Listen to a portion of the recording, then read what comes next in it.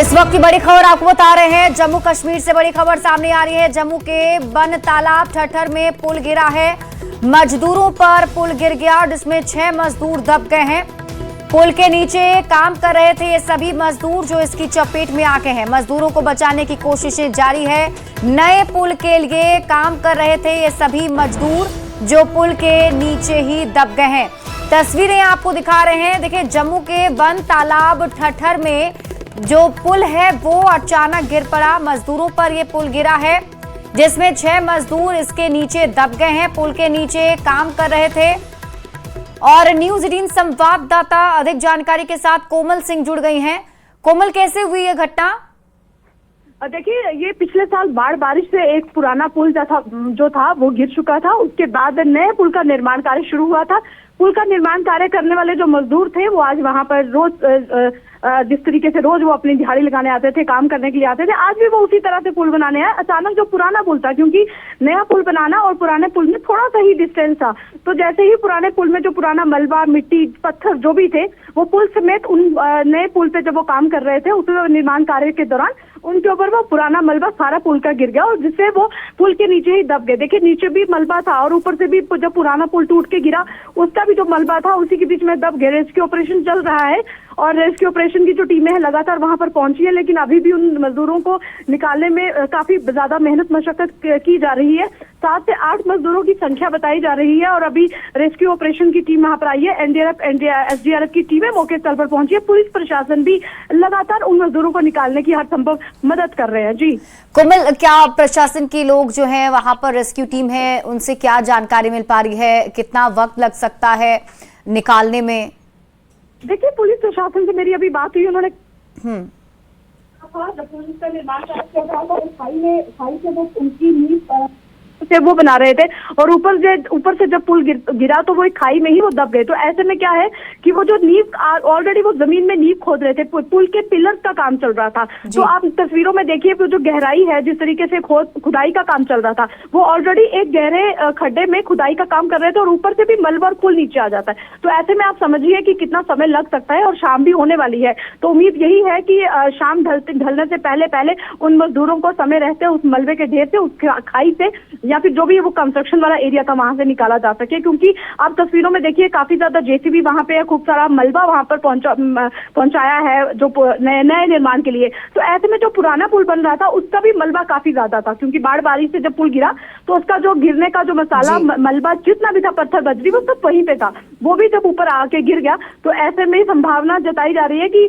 उनको बेहद नुकसान पहुंचा होगा, क्योंकि काफी समय हो गया है उनको। उनका रेस्क्यू ऑपरेशन की टीमें वहां पहुंची, लोकल लोगों ने मदद की, गांव के लोग वहां पर इकट्ठा हुए, पुलिस प्रशासन की टीमें वहां पर लगी हुई है। हर संभव मदद की जा रही है, हर संभव कोशिश की जा रही है कि कैसे भी करके उन 7 से 8 जो मजदूर अभी तक लापता है उनको जल्द से जल्द बाहर निकाला जाए। जी ठीक है कोमल, आप इस खबर पर नजर बनाकर रखिए। शुक्रिया इस अपडेट के लिए। आप देख रहे हैं खबर 1 मिनट, मैं हूं आपके साथ शिप्रा झा। अब आपको 1 मिनट में पूरी खबर दिखाते हैं। देवघर की पावन नगरी आज शिव भक्ति के रंग में सराबोर रही। बुद्ध पूर्णिमा के शुभ अवसर पर बाबा वैद्यनाथ मंदिर में श्रद्धालुओं का भारी हुजूम उमड़ा। बाबा वैद्यनाथ मंदिर हर हर महादेव और बोल बम के जयकारों से गूंजता रहा।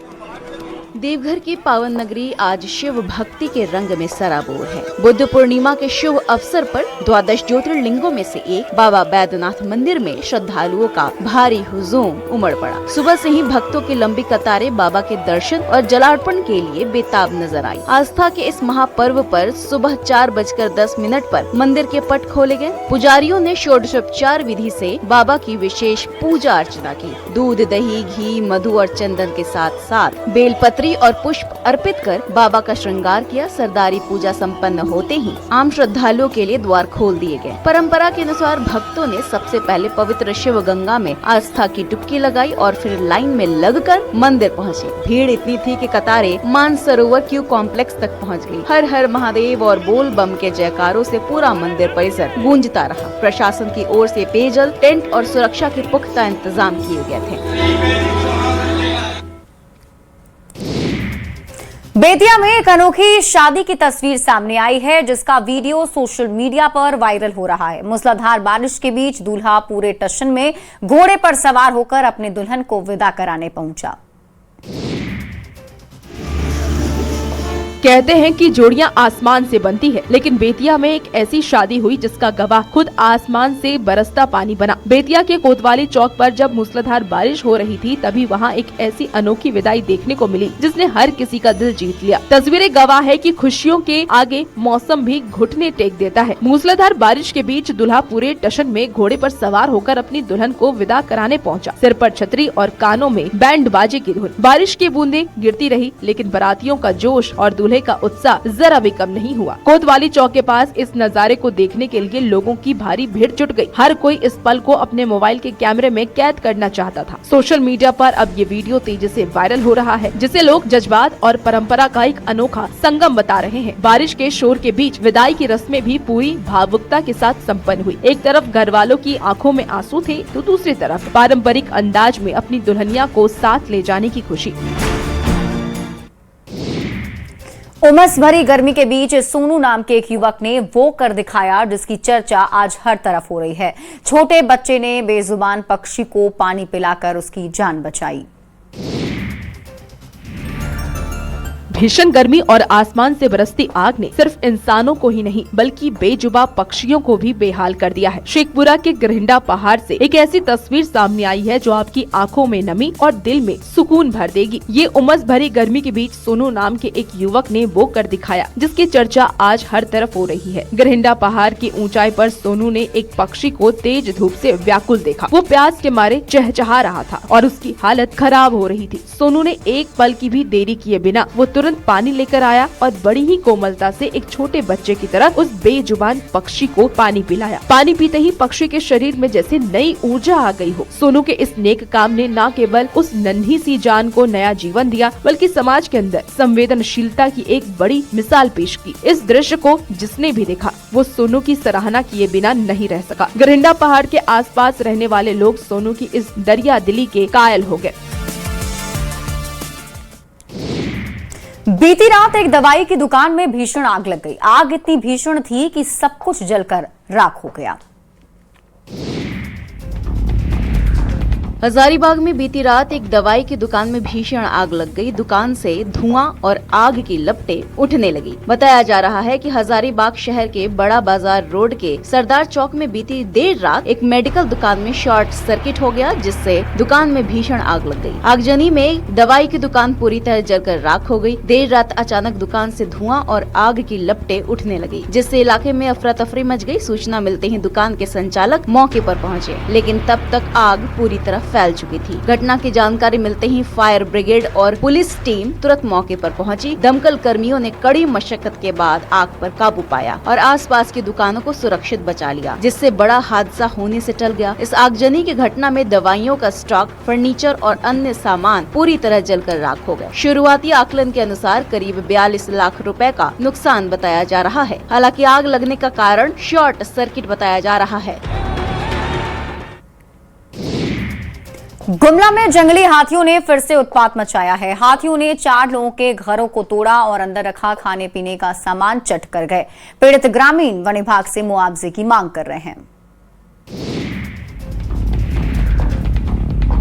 गुमला भरनो प्रखंड क्षेत्र में जंगली हाथियों का आतंक लगातार बढ़ता जा रहा है। आए दिन हाथियों का झुंड ग्रामीणों के घरों और किसानों की फसलों को नुकसान पहुंचाता है। बीती रात एक जंगली हाथी ने समसेरा और लाल टोली गाँव में जमकर उत्पात मचाया। हाथी ने 4 ग्रामीणों के घरों को क्षतिग्रस्त कर दिया। जानकारी के अनुसार हाथी सबसे पहले लाल टोली गाँव पहुँचा, जहाँ एक घर को बुरी तरह तोड़ते हुए अंदर रखा करीब 2 क्विंटल धान खा गया। इसके बाद एक और घर को भी नुकसान पहुँचाया। फिर हाथी समसेरा गांव पहुंचा और कमलेश उरांव और संदीप के घर को क्षतिग्रस्त करते हुए धान को चट कर गया। साथ ही कई जरूरी सामान और बर्तनों को भी तोड़ गया। बीती रात हाथी ने घरों को तहस नहस कर दिया। किसी की दीवार तोड़ी तो किसी के घर में रखा खाने पीने का सारा सामान खा गए। गाँव में हाथी आने की जानकारी मिलते ही ग्रामीण एकजुट हुए और बम पटाखा व मशाल जलाकर हाथी को जंगल की ओर खदेड़ दिया।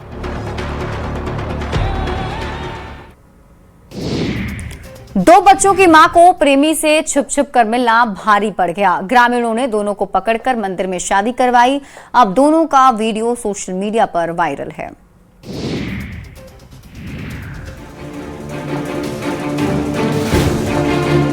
प्यार अंधा होता है, ये तो आपने सुना होगा, लेकिन वैशाली में इस अंधे प्यार का अंजाम कुछ ऐसा हुआ कि अब पूरे इलाके में इसकी चर्चा है। दो बच्चों की मां को सोशल मीडिया पर एक युवक से प्यार हुआ। रात के अंधेरे में मुलाकात हुई और फिर ग्रामीणों ने जो किया उसका वीडियो अब सोशल मीडिया पर वायरल हो रहा है। मामला वैशाली जिले के पातेपुर का है। बताया जा रहा है कि पातेपुर नगर पंचायत में छपकी पोखर के पास एक आम के बागीचे में प्रेमी जोड़ा रात के अंधेरे में चोरी छिपे मिल रहा था।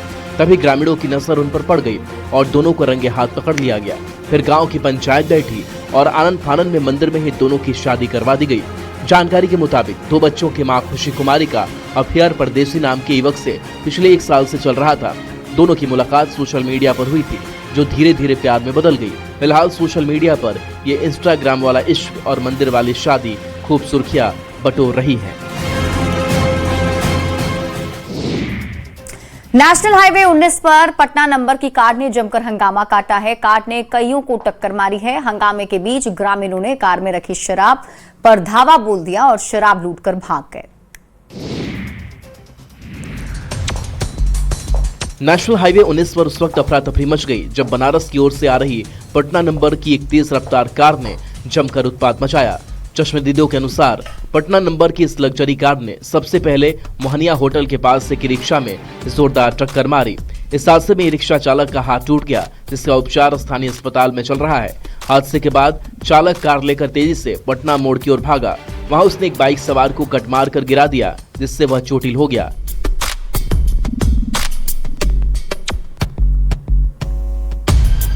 लगातार हो रही दुर्घटनाओं को देख स्थानीय ग्रामीणों का गुस्सा फूट पड़ा और लोगों ने कार का पीछा कर उसे पटना मोड़ के पास घेर लिया। कार रुकते ही भीड़ ने उसमें रखी शराब की पेटी पर धावा बोल दिया। ग्रामीणों ने गाड़ी में मौजूद शराब की बोतलों को लूट लिया।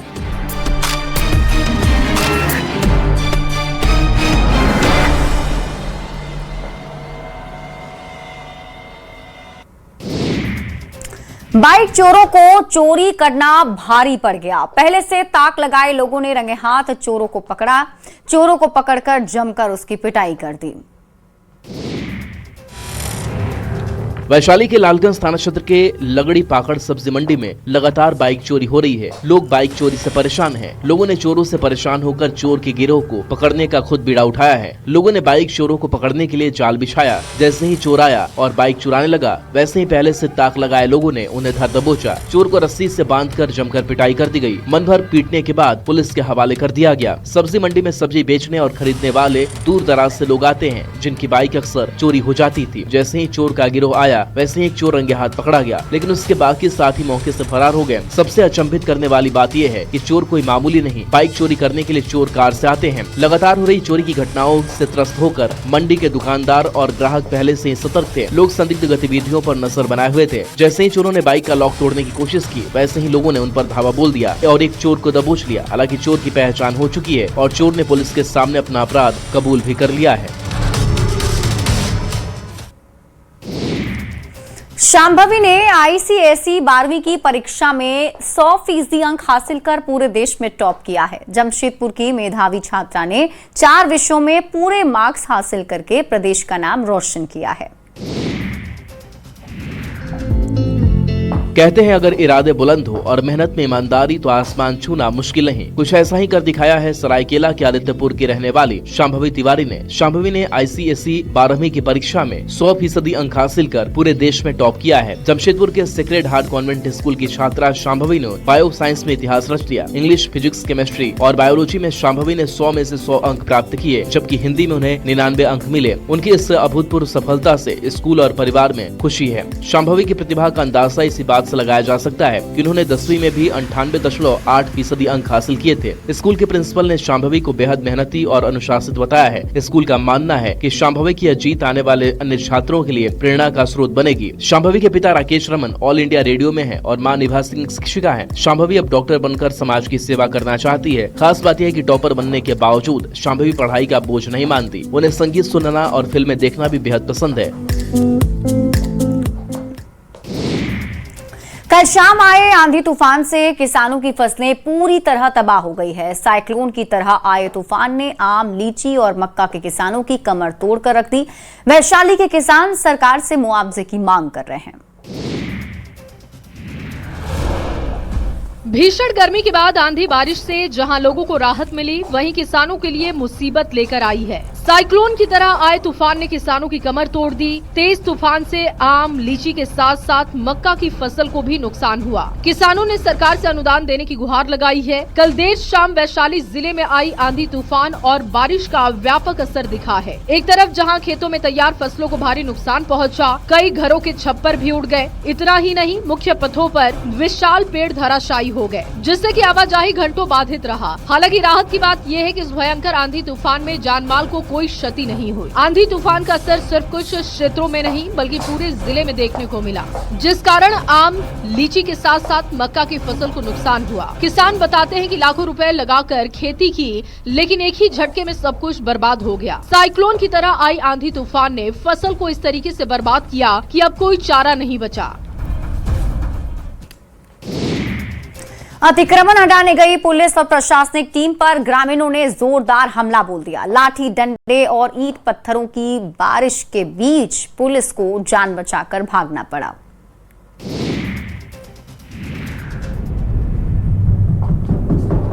मधेपुरा का घोड़मोहा गांव कल रण क्षेत्र में तब्दील हो गया। सरकारी जमीन से अतिक्रमण हटाने गई पुलिस और प्रशासनिक टीम पर ग्रामीणों ने जोरदार हमला किया। लाठी, डंडे और ईंट पत्थरों की बारिश के बीच पुलिस को जान बचाकर भागना पड़ा। दरअसल जिला लोक शिकायत निवारण पदाधिकारी के आदेश पर प्रशासन की टीम बुलडोजर लेकर एक अवैध पक्के मकान को तोड़ने पहुंची थी। अतिक्रमणकारियों ने घर में शादी का हवाला देकर एक दिन की मोहलत मांगी, लेकिन जब प्रशासन नहीं माना तो आक्रोश भड़क उठा। देखते ही देखते भीड़ उग्र हो गई, हिंसक झड़प शुरू हो गई। इस हिंसक झड़प में गमरिया थाना अध्यक्ष राघव शरण सहित 1 दर्जन से ज्यादा पुलिसकर्मी लहूलुहान हो गए। जवाबी कार्रवाई में कई ग्रामीणों को चोट आई है। घायलों को अस्पताल भेजा गया। मामले की गंभीरता को देखते हुए एसपी संदीप सिंह ने बताया कि कुछ असामाजिक तत्वों ने जानबूझकर पुलिस पर पथराव किया।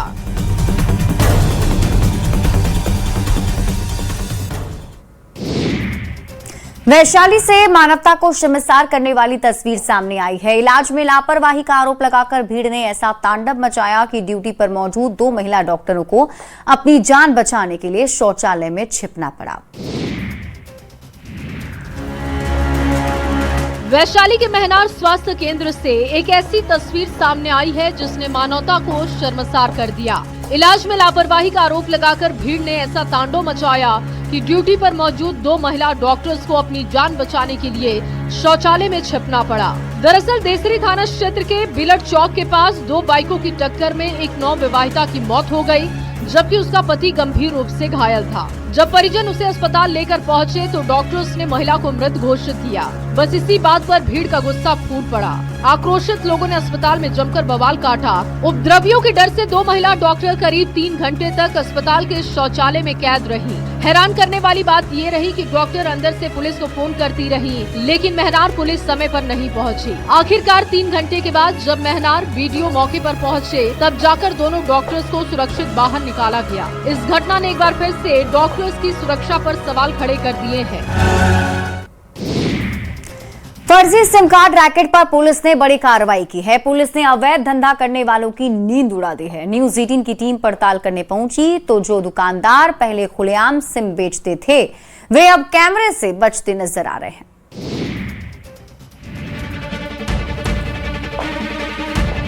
फर्जी सिम कार्ड रैकेट के खुलासे के बाद पुलिस अब फुल एक्शन मोड में है। इस बड़ी कार्रवाई ने न सिर्फ अवैध धंधा करने वालों की नींद उड़ा दी है, बल्कि शहर के फुटपाथों पर सिम बेचने वालों के बीच हड़कंप मचा दिया है। न्यूज 18 की टीम ने जब शहर की पड़ताल की तो नजारा चौंकाने वाला था।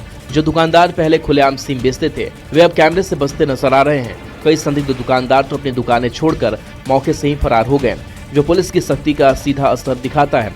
इस कार्रवाई के बीच आम जनता में दहशत का माहौल है। सिम खरीदने पहुंचे ग्राहकों को अब इस बात का डर सता रहा है कि कहीं उनके नाम पर भी कोई फर्जी सिम तो नहीं चला रहा।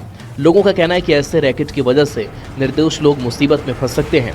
लहरियासराय के एक बड़े रिटेलर ने माना कि निगरानी तंत्र कमजोर होने का फायदा गलत नियत वाले लोग उठाते हैं। उन्होंने जनता से अपील की है कि सिम लेते समय OTP पर विशेष ध्यान दे और बार बार बायोमेट्रिक देने से बचे।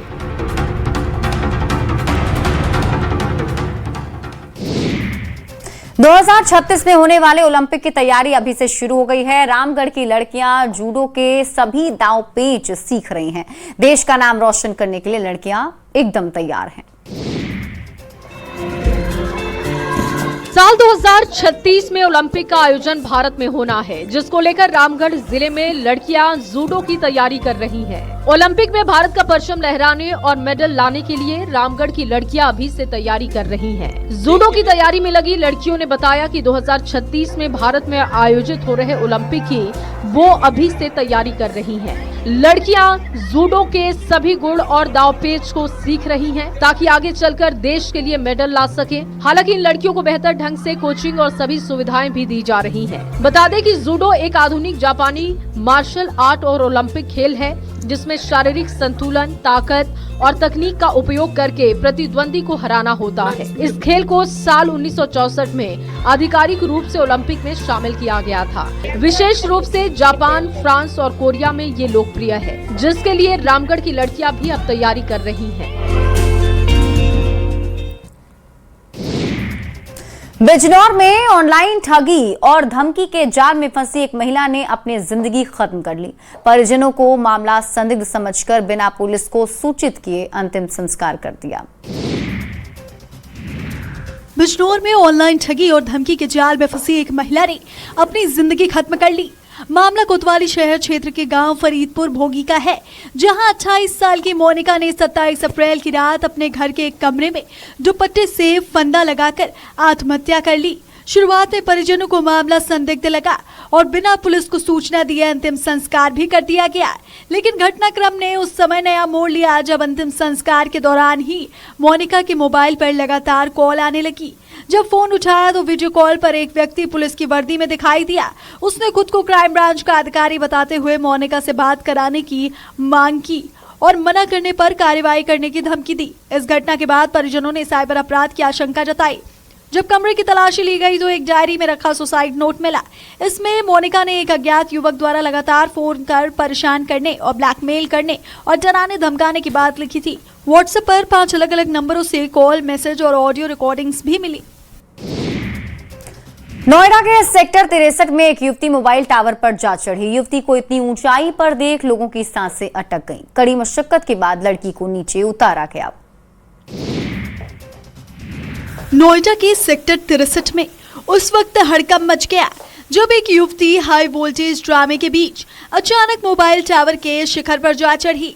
युवती को इतनी ऊंचाई पर देख लोगों की सांसें अटक गई, जिसके बाद तुरंत पुलिस और फायर ब्रिगेड की टीम को मौके पर बुलाया गया। नीचे खड़ी रेस्क्यू टीम घंटों तक युवती को समझाने बुझाने की कोशिश करती रही ताकि कोई अनहोनी ना हो जाए। कड़ी मशक्कत और सूझबूझ के साथ फायर विभाग के जवानों ने अपनी जान पर खेलकर युवती को सुरक्षित नीचे उतार लिया। बताया जा रहा है कि युवती मानसिक रूप से बीमार है, जिसकी वजह से उसने ये खतरनाक कदम उठाया। वक्त रहते मिली मदद और टीम की मुस्तैदी ने नोएडा में एक बड़ा हादसा होने से टाल दिया। रांची में एक बड़ा हादसा होते होते बच गया। सदर थाना क्षेत्र के तिरील बस्ती के पास एक कार अनियंत्रित होकर सीधे दवा दुकान में जा घुसी, जिसमें दवाई खरीदने आए आधा दर्जन के करीब लोग बाल बाल बच गए।